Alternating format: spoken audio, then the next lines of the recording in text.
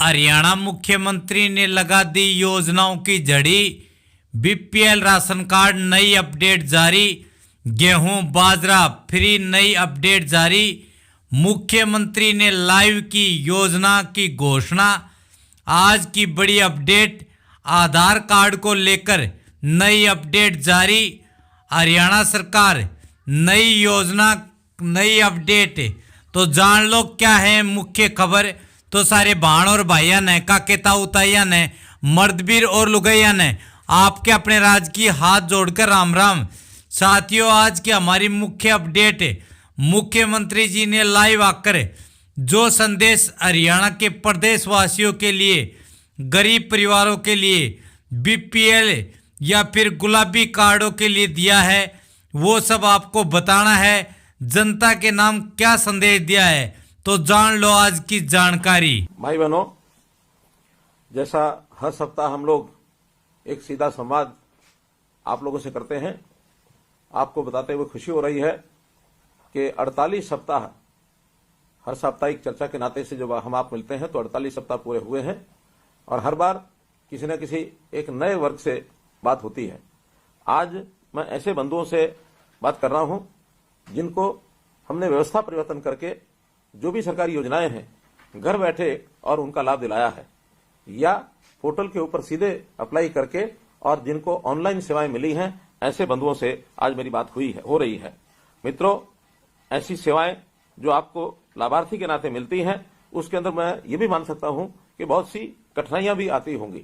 उसमें कभी कभी समय का अधिक लगना, कभी कभी आप कहीं किसी खिड़की पर जाते हैं तो आपके बार बार चक्कर कटवाना, अथवा एक जो कैंसर की बीमारी होती है भ्रष्टाचार रूपी कई बार ऐसे खेल भी हमको सुनने को मिलते हैं जिससे स्वाभाविक है मन को तकलीफ होती है। संयोग से आज 9 दिसंबर अंतर्राष्ट्रीय और जिसको अंतर्राष्ट्रीय भ्रष्टाचार विरोधी दिवस ये कहा गया है, आज सारी दुनिया में लोग इस पर चर्चा कर रहे हैं और आज आपसे मैं इसी विषय पर बात कर रहा हूं। भ्रष्टाचार एक बहुत सामाजिक बुराई है। इसको समाप्त करने के लिए वास्तव में तो जब हमने सत्ता संभाली थी 2014 में, उसी समय बहुत सी बातें ध्यान में आई थी और हमने भ्रष्टाचार को जड़मूल से नष्ट करने के लिए और उस समय एक संकल्प लिया था। फिर भी इतना सब करने के बाद अभी भी कुछ शिकायतें हमको मिलती हैं। भ्रष्टाचार मिटाने के लिए बहुत से ऐसे छापे भी लगाए जाते हैं, बहुत सी शिकायतें भी होती हैं, बहुत सी इंक्वायरीज भी होती हैं, कुछ लोगों को सजा भी हुई है। लोग जो है भ्रष्टाचार के नए नए तरीके भी ढूंढ लेते हैं। जैसे कहा जाता है तू डाल डाल मैं पात पात, यानी हम सख्ती भी करते हैं फिर भी कहीं ना कहीं ये रास्ते ढूंढ लेते हैं। तो आज तो मैं केवल इस विषय पर आपसे बात करते हुए कि आपका अनुभव आज से 10 साल पहले जो व्यवस्थाएं होती थी और आज उसके 10 साल के बाद, हमारे 9 साल के 9.5 साल के शासन करने के बाद क्या कोई परिवर्तन आपको लगता है अथवा नहीं है। अगर परिवर्तन लगता है तब भी आप हमारी जानकारी में लाएं और अथवा कोई कठिनाई आती है उसके बारे में भी आप हमको बताएं। मैंने अपने डिप्टी कमिश्नर्स को कहा है कि जिले में जिला उपायुक्त के कार्यालय में भी तथा ब्लॉक के अनुसार अन्य कार्यालयों में भी हम अपनी सुझाव पेटिकाएं रखें और उन सुझाव पेटिकाओं में आप यदि हमारे पास कोई बात सुझाव के रूप में भेजना चाहते हैं तो बंद लिफाफे में उसके ऊपर लिख करके कि सीएम के लिए, सीएम हरियाणा के लिए एक लिफाफे पर लिख करके उसमें डाल देंगे तो उपायुक्त महोदय इन सब जो भी एनवलप होंगे उनको एकत्र करके वो हमारे पास भेजेंगे। भ्रष्टाचार भी कई प्रकार का ऐसा ध्यान में आता है। एक होता है आर्थिक भ्रष्टाचार, उसमें लोग हमसे पैसे की मांग करते हैं और पैसा जो है किसी न किसी रूप में हमारे से मांगते रहते हैं। कभी कभी ऐसा भी लगता है कि इस भ्रष्टाचार के अलावा हमको वो थका देते हैं, बार बार चक्कर कटाते हैं और ताकि हम परेशान हो जाएं तो हम अपने आप कहेंगे और कोई बीच में बिचौलिया भी हमारे बीच में आके खड़ा हो जाता है जो कहता है मैं आपका काम करा के देता हूं और वो उसका एक एजेंट बन करके और काम करेंगे। तो हम लोग इन सब विषयों पर ध्यान करते हुए कई प्रकार के जो हमने प्रयोजन किए हैं इस भ्रष्टाचार को रोकने के लिए। कानून अपनी जगह काम करता है, पॉलिसीज बनाई हैं, छापे भी लगाते हैं, रेड हैंडेड भी पकड़ते हैं। साथ में एक और अभियान भी हमने चलाया है। जैसा जानते हैं हम कि हरियाणा में लगभग 4 लाख ऐसे, 3 लाख से ऊपर, 4 लाख से कम ऐसे हमारे अधिकारी कर्मचारी सब यानी विभागों के अथवा बोर्ड कॉर्पोरेशन के काम करते हैं। एक योजना बना करके, जैसा प्रधानमंत्री जी का आह्वान है कि मिशन कर्मयोगी, ये एक अभियान उन्होंने चलाया। हमने भी हरियाणा मिशन कर्मयोगी ऐसा एक अभियान चला करके अपने यहाँ जितने भी अधिकारी कर्मचारी हैं उनकी ट्रेनिंग, इसका एक कार्यक्रम शुरू किया है और वो कर्मचारी लगातार अब इस काम को पिछले 20 नवंबर से हमारा जो हिपा डिपार्टमेंट है उस डिपार्टमेंट के माध्यम से ये ट्रेनिंग की जा रही है और इस ट्रेनिंग का 31 मार्च तक एक राउंड ये पूरा हो जाएगा। मुझे लगता है कि हमारे सभी जो कर्मचारी अधिकारी हैं जो पहले से अच्छा काम कर रहे हैं उनको बूस्ट मिलेगा, और जहां कहीं कोई किसी के मन में कोई कमी है उनको भी समझाया बुझाया जा सकेगा।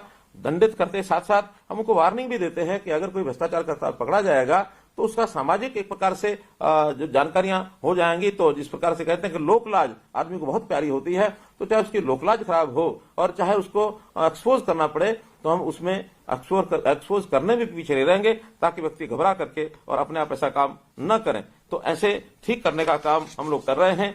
ये भी ठीक है कि इस प्रकार के कार्यक्रमों से व्यक्तियों को और तो ठीक किया जा सकता है, लेकिन कभी कभी सिस्टम बिगड़ जाता है, और सिस्टम को भी ठीक करना होता है। तो शायद इस भय से अथवा दंड से अथवा कानून से सिस्टम को तो ठीक नहीं किया जा सकता। सिस्टम तो व्यक्ति की भावना पर निर्भर करता है, उस मानसिकता पर निर्भर करता है। हम कम से कम ये कह सकते हैं कि देश में जैसे अपने नेता हैं श्री नरेंद्र मोदी जी, वैसे उनकी यानी नेता के साथ नीयत भी हमारी ऐसी है कि हम भ्रष्टाचार को दूर करें, और नीतियां भी हमारी ऐसी हैं।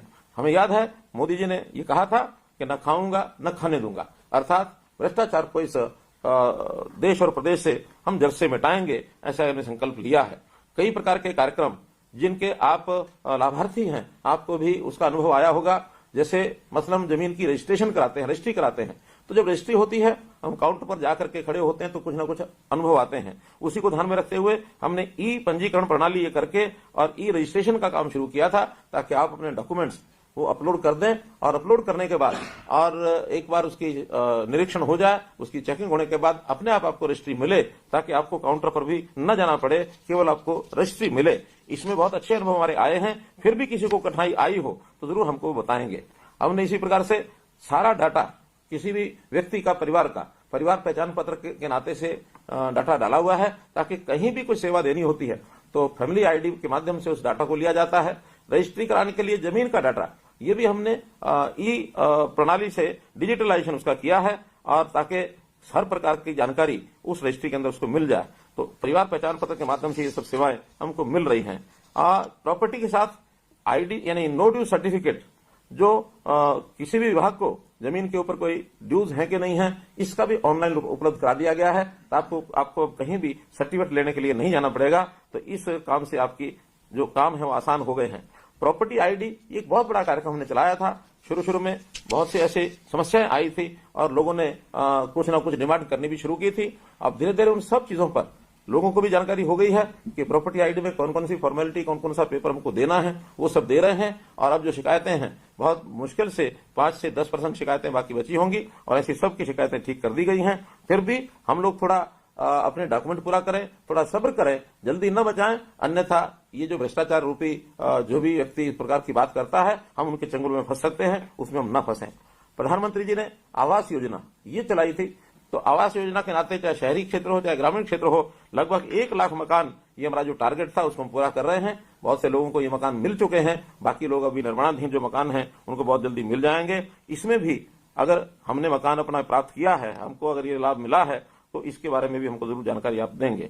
मकान की मरम्मत के लिए डॉक्टर BR अम्बेडकर आवास नवीनीकरण योजना, इस योजना में जो पहले कभी 25,000 रुपया मिलता था, हमने उसको बढ़ा करके 80,000 रुपया किया था, और उसकी भी रजिस्ट्रेशन करके और हम उनको 80,000 रुपये देने का काम कर रहे हैं। पहले ये योजना केवल SC और समाज के लिए मिलती थी, अब हमने सभी जो BPL हैं उनके लिए इस योजना का लाभ उनको मिले, ऐसी व्यवस्था कर दी गई है।